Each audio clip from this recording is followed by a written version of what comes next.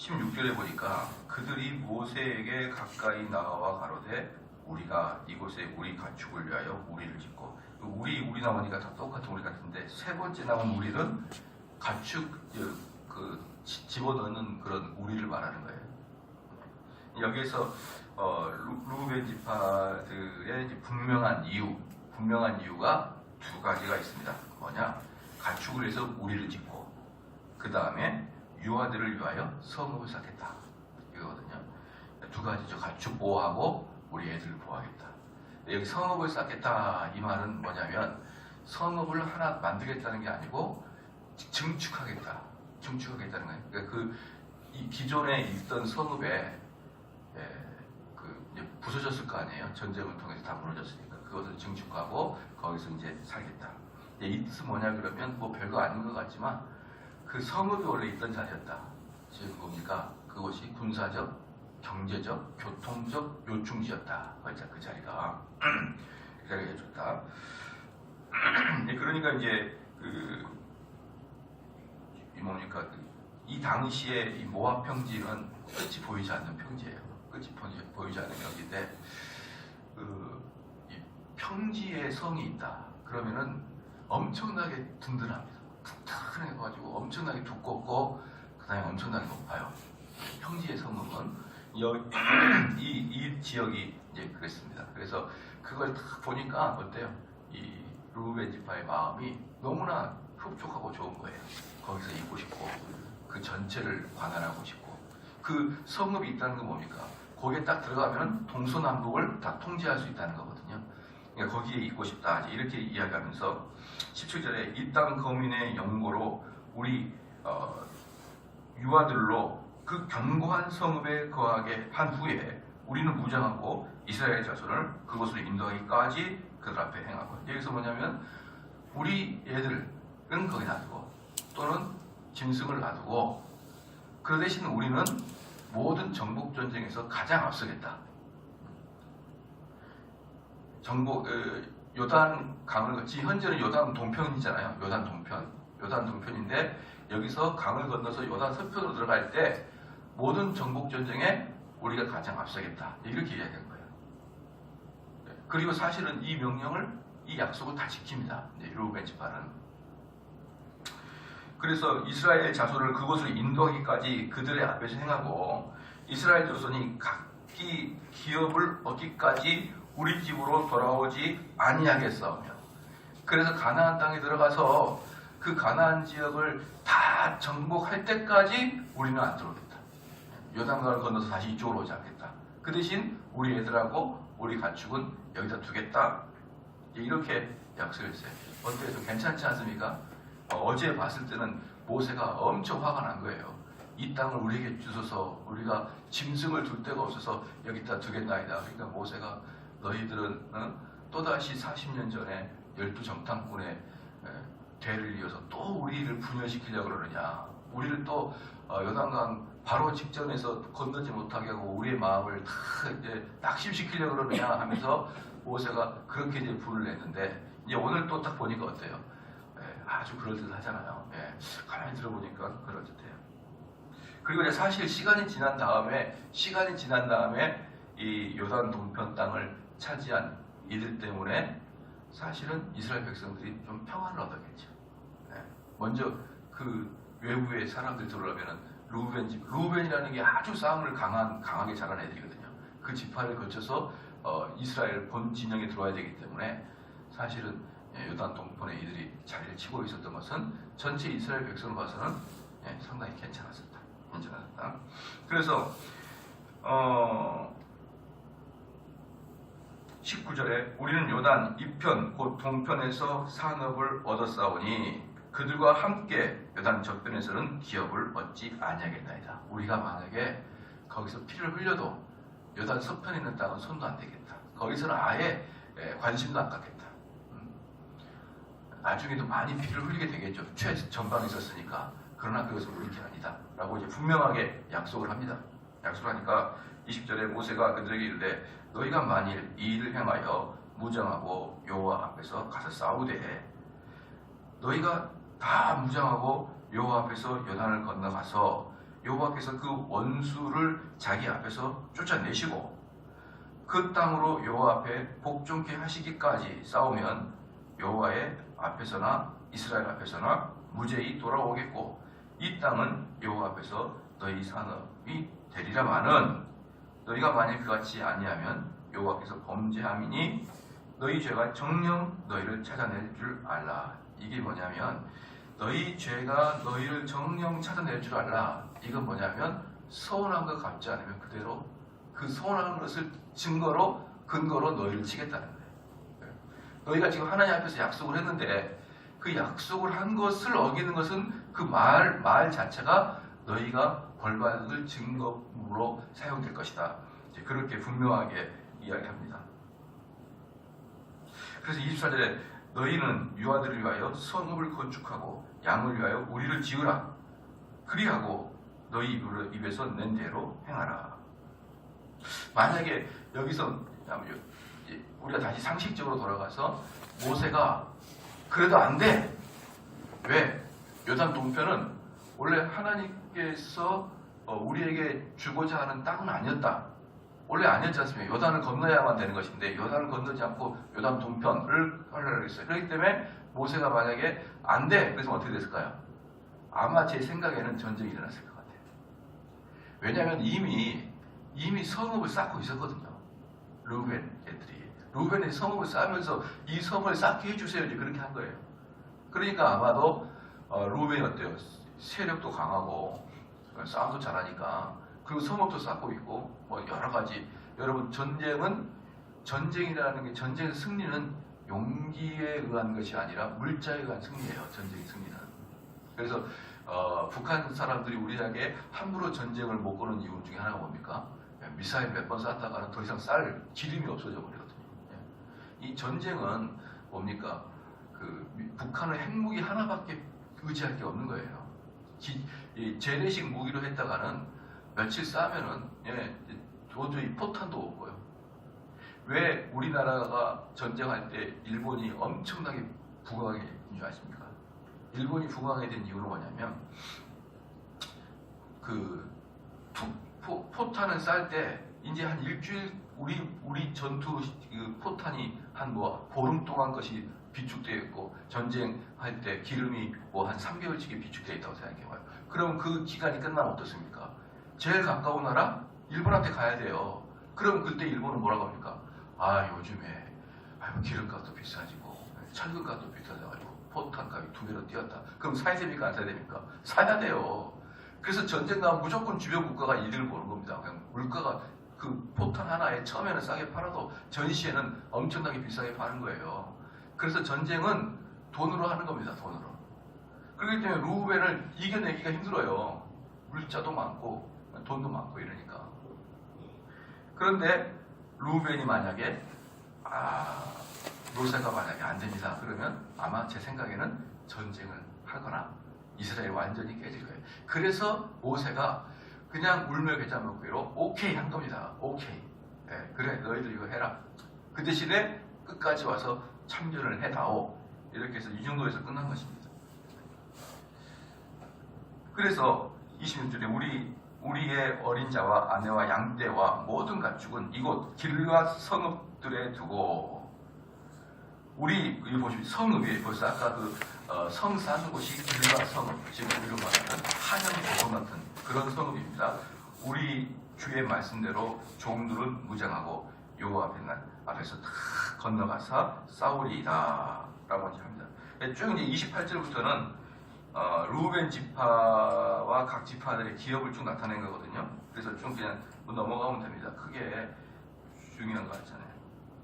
그래서 33절부터 보면은 모세가 갓 자손과 르우벤 자손과 요셉의 아들 므낫세 반지파에게 아모리인의 왕 시온의 국토와 바산 왕 옥의 국토를 주되 곧 그 나라와 그 성내 그 경내 성읍들과 그 성읍들의 사면 땅을 그들에게 주매. 근데 이제 두 지파만 준 게 아니라 르우벤, 그 다음에 갓 지파, 므낫세 반지파까지 해가지고 그 왜 므낫세 반지파까지 넣었을까라고 생각해 보면은 역시 12지파가 산산이 부서지지 않게. 예를 들어서 만약에 그 루벤 지파와 갓 지파만 있다. 그럼 얘네들은 원래부터 친한 애들이잖아요. 원래부터. 근데 거기 있었는데 이 녀석들이 이 전쟁에 참여하지 않으면 어떻게 될까요? 그러면 그야말로 루벤 지파와 갓 지파는 12지파에 떨어져요. 이스라엘이 남북으로 이제 완전히 다른 나라가 되어버린단 말이죠. 그럴 확률이 충분히 있기 때문에 모세가 거기다가 므낫세 지파에. 므낫세가 누굽니까? 요셉의 아들이잖아요. 그러니까 이스라엘의 중추적인 그런 세력이란 말이에요. 그걸 에브라임 지파와 그 루벤 지파와 갓 지파 사이에 딱 집어넣은 므낫세 지파. 모세가 어때요? 안전장치를 다 해놓은 거예요. 안전장치를. 이걸 보면 참 뭐라 그럽니까? 재미있죠. 우리의 인간의 전략도 사용해야 됩니다. 이건 저는 모세의 전략이라고 보거든요. 그러니까 정말 좀 여러분들이 조심해야 될 게 뭐냐면 어떤 분들은 주님을 섬기는데 주님에 대한 개념이 없고 온통 자기의 전략, 자기 계획 이걸 가지고 살아가는 무신론적인 그리스도인들이 많은 반면에 그런 전략을 사용하게 되면은 하나님의 무슨 그 역사를 방해하듯이 온통 그냥 온전히 하나님만 의지하고 아무것도 안 하는 그런 무지한 자들이 두 극단은 여러분이 피해야 됩니다. 여러분 한번 물어볼게요. 이 가나안 땅은 하나님이 주시기로 약속을 맺은 땅이죠. 그러면 이건 승리는 땅은 당상이잖아요. 그것은 하나님이 우리에게 주시기로 약속한 땅입니다. 그러면 들어가서 그것을 차지하면 된다고 생각하지만 사실은 피 흘려 죽어야 돼요. 들어가서. 다시 말씀드립니다. 그 땅은 누구 땅입니까? 이제 이스라엘 땅이에요. 너희 가져. 이건 너희 거야. 근데 너희 이스라엘 백성들은 뭐합니까? 이제 우리 거니까 가가지고 이제 우리가 하나씩 차지하겠다. 그럼 애들이 웰컴 하면서 우리가 물러날게 꿈속에서 하나님께서 가라 그랬다. 그리고 가는 게 아니고 어때요? 죽을 둥살둥 덤벼서 이스라엘 백성들이 엄청나게 피를 흘리고 죽어야 됩니다. 하나님의 역사가 그거예요. 하나님은 이미 우리에게 약속하시고 그것은 이미 내 것이라고 언약을 맺어 주셨지만 그것을 차지하기 위해서는 여러분의 피땀이 들어가야 됩니다. 하나님께서 우리에게 주시기를 약속했지만 그것을 얻기 위해서는 우리의 눈물 흘린 기도가 들어가야 되는 거예요. 우리가 하나님의 자녀가 되기로 우리가 거듭났지만 우리 속에 있는 죄를 무찌르 가기 위해서는 내 팔을 잘라내듯이 내 눈을 뽑아내듯이 그런 고통과 고난 속에서 내 죄를 점령해 나가지 않으면 여러분 죄에 지배당하고 말 것입니다. 그래서 이거예요. 둘 중에 하나입니다. 제가 지난주에도 설교했듯이 낙심한 사람들은 둘 중에 하나예요. 낙심한 사람이든지 낙심한 게 뭡니까? 다시 회복되는 거예요. 아니면 유기된 자, 버린 자예요. 둘 중에 하나예요. 그런데 그때 볼 때는 유기된 자인지 낙심한 자인지 몰라요. 나중에 대세에 어떻습니까? 회개한 자가 낙심한 자인 것이었고 회개하지 않고 끝까지 가면 유기된 자입니다. 마찬가지로요. 하나님이 여러분에게 정복하라는 여러분 안에 있는 죄성이 있거든요. 죄성을 피 흘리기까지 싸우지 아니하면 둘 중에 하나입니다. 버린 자든지 나중에 회개한 자든지. 그래서 여러분에게 속에 있는 죄를 대항해서 피 흘리게 싸우기까지 그런 모습이 없는 자들은 대단히 위험한 상태다. 하나님은 나를 구원해 주셨어요. 하나님께서는 뭐 특별한 근거도 없는데 막 구원해 주셨다는 거예요. 그러면서 살아가는 것은 그리스도인으로서의 도저히 이해할 수 없는 방법으로 살아가는 거예요. 그러놓고 자기는 하나님이 자기는 구원하셨대. 안 믿습니다. 그걸 누가 믿습니까? 가나안 땅을 주시기로 약속해도 너희들의 피가 거기 다 뿌려져야지만 차지하게 된다. 그렇죠. 이걸 여러분들이 이해하려고 생각하지 마세요. 왜? 하나님이 이미 예언해 우리 그 장로교의 기초가 뭡니까? 이미 예정되어 있어요. 이미 예정되어 있으면 난 구원받기로 예정되어 있고 나는 이렇게 되기로 예정되어 있다. 그렇게 나가면요. 그게 뭐가냐면 운명론, 숙명론이 됩니다. 그렇게 하면 안 돼요. 하나님이 예정한 것은 하나님의 일이고 여러분이 이 땅에서 그 예정을 실현해 내 걸로 만들어내기 위해서 열심히 살아가는 모습이 있는 게 진짜 칼빈이 말하고 있는 예정론이에요. 그 다음에 갓 자손은 그래서 33절에 보니까 모세가 어떻습니까? 계획을 잡아가지고 문하세도 어때요? 문하세 지파를 다 준 게 아니고 어떻습니까? 반 지파만 딱 줘요. 왜? 그들 나름대로의 통일을 이루지 못하도록.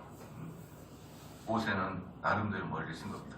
34절에 갓 자손은 디본과 아다롯과 아로엘과 아다롯 소반과 쭉 나와요. 그냥 쭉 나오고 39절에 문하세 아들 마기대 자손은 가서 길르앗을 쳐서 취하고 거기에 있는 아모리인들을 쫓아내매 모세가 길르앗을 문하세 아들 마기대에게 주매 그가 거기 거하였고 문하세 아들 야일은 가서 그 촌락을 취하고 하봇 야일이라 칭하였으며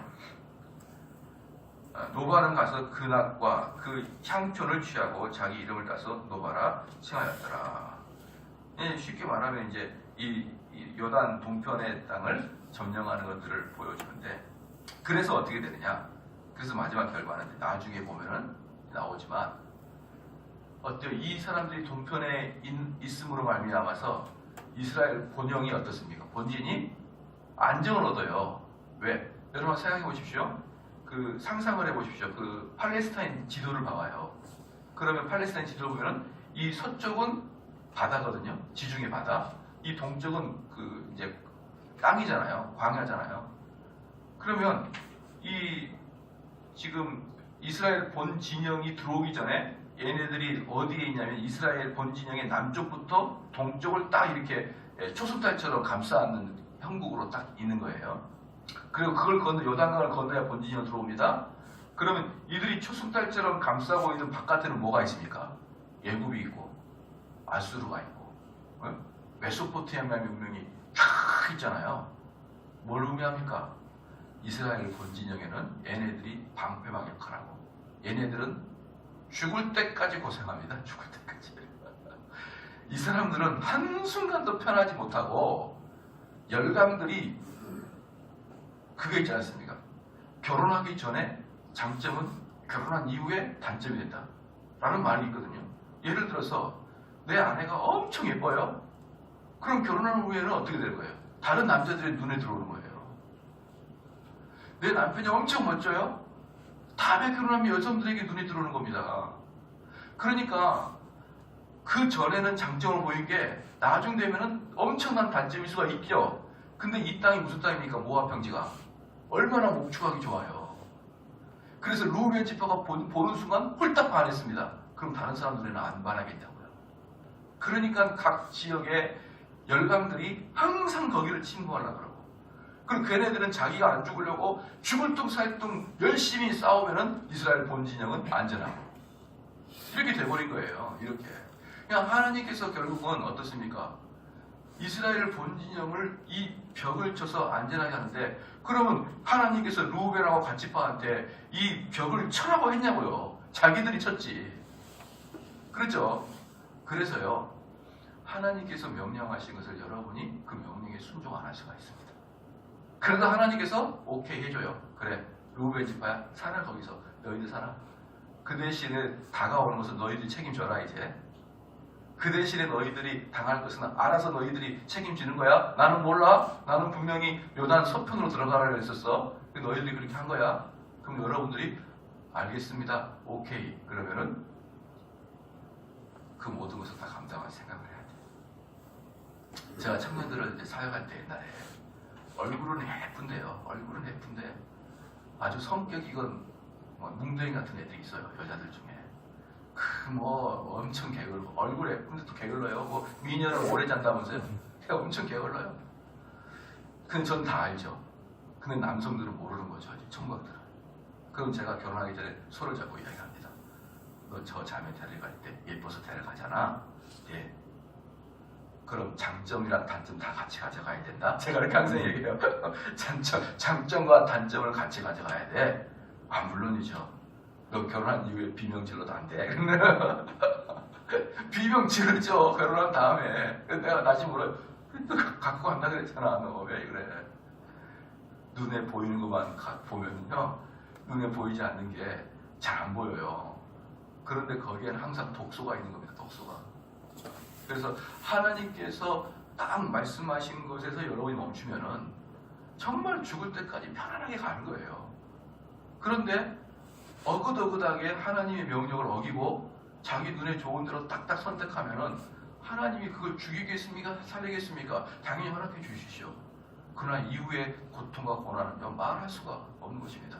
그래서 에브라임 지파는 이 좀 있으면 누가 들어올까요? 아수르가 딱 들어옵니다. 아수르는 중국과 한국 정도의 차이예요. 에브라임 지파가 도무지 해낼 수가 없는 끝까지 괴롭혀 끝까지. 여러분 하나님이 가라고 한 데까지만 가시면 됩니다. 하나님이 허락하는 데까지 허락을 받는 것이지 하나님 그래도 하고 싶어요. 그리고 우리 지난번에 어떤 거 같습니까? 발람 봤잖아요. 발람. 하나님 분명히 가지 마라 몇 번을 이야기해도 하나님 다시 한번 기도해 볼게요. 하나님 갈까요 말까요? 분명히 가지 말라는데 여러분들 자식 키워봐서 알잖아요. 거기 가지 마. 그럼 또 와가지고 아빠 가고 싶은데요. 몇 번 그럼 보내줘야죠. 그 마음을 보내줘야죠. 그러면 가서 심하게 고생하는 것은 그 아이의 책임인 것이죠. 우리가 참 보면은 그런 것 같아요. 여러분이 하나님 말씀에 순종하든 순종하지 않든 하나님은 역사는 도저히 흘러갑니다. 도저히 흘러가는 거예요. 그러나 여러분의 순종 여부에 따라서 하나님의 역사는 바뀌지 않습니다. 그러나 여러분의 운명은 바뀌는 거예요. 하나님의 역사는 도저히 흘러가는데 여러분이 그 역사의 주인 되어 가든지 아니면 그 역사의 역행에서 고생만 하다가 마지막 인생을 허비하든지 둘 중에 하나지만 흘러가는 것 같습니다. 그래서 우리는 그 하나님의 역사의 흐름을 따라야 될 것입니다. 기도하시겠습니다.